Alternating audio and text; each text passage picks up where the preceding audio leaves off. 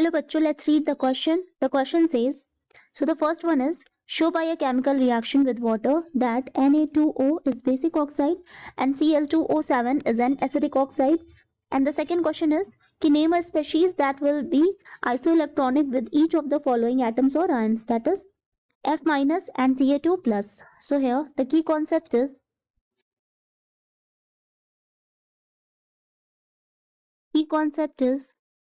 isoelectronic species. Isoelectronic species. So these are the species having the same number of electrons. Having same number of electrons. ठीक है, तो पहला बोल रहा है F माइनस. पहले हम सेकेंड वाला सॉल्व करेंगे, फिर हम फर्स्ट पे आएंगे. ठीक है, तो B का हमारा फर्स्ट है F माइनस. F माइनस में नंबर ऑफ इलेक्ट्रॉन्स जो हैं वो 10 है. ठीक है, अगर हम इसका कॉन्फ़िगरेशन लिखें तो ये हो जाएगा 1s2 2s2 2p6. That is ये 2p5 होना चाहिए था, लेकिन क्योंकि ये F माइनस है यानी कि एक इलेक्ट्रॉन इसने ले लिया है, तो इसलिए इसका कॉन्फ़िगरेशन हो गया 1s2 2s2 2p6. नाउ वो आइसोइलेक्ट्रॉनिक स्पीशीज जिनके इलेक्ट्रॉन्स 10 हैं, so they are for example Na+ का भी कॉन्फ़िगरेशन हो जाएगा 1s2 2s2 2p6. Mg2+, इसका भी कॉन्फ़िगरेशन हो जाएगा 1s2 2s2 2p6. And few other are, that is N3-, O2-. ठीक है, Al3+. ये सारे हमारे आइसोइलेक्ट्रॉनिक स्पीशीज हैं and they have 10 electrons. They have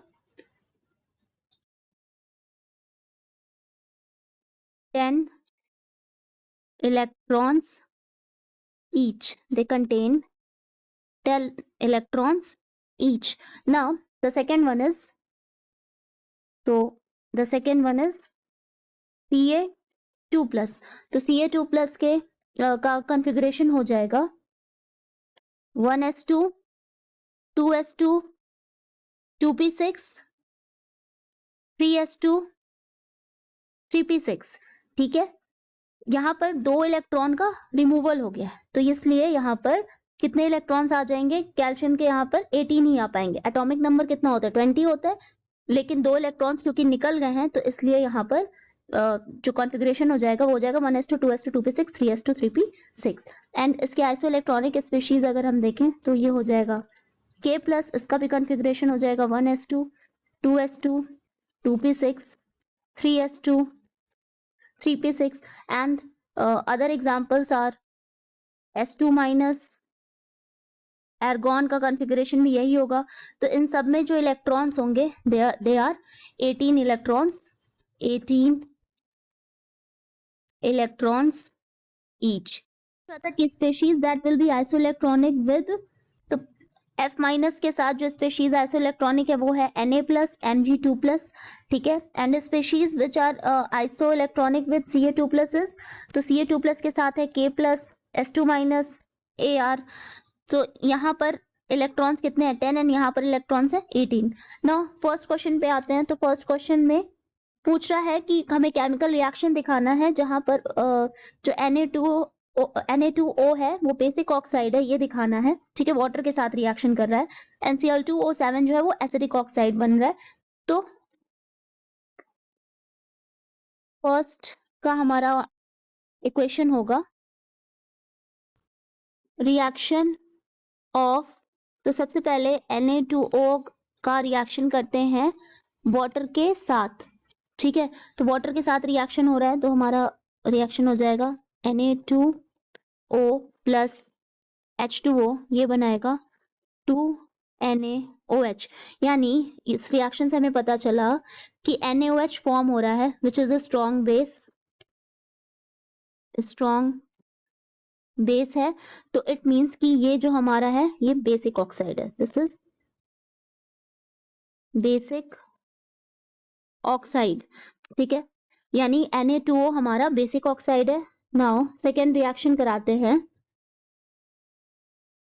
reaction of Cl2O7 with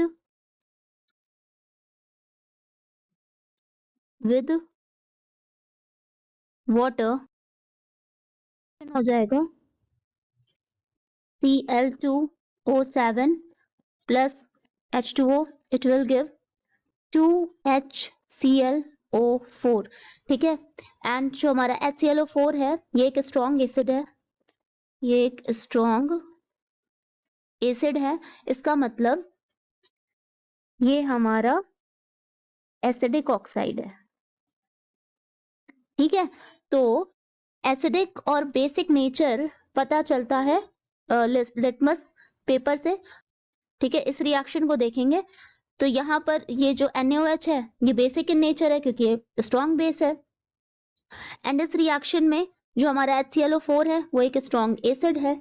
it means कि Na2O जो है वो बेसिक ऑक्साइड है एंड Cl2O7 जो है वो एसिडिक ऑक्साइड है, ठीक है। तो ये बताना था हमें कि केमिकल रिएक्शन विद वाटर कि Na2O basic oxide and Cl2O7 जो है वो एसिडिक ऑक्साइड है। So our reactions are this, final reactions are this, and इस क्वेश्चन का भी हमारा आंसर ये है, these are the isoelectronic species. Hope you understand it well, best of luck.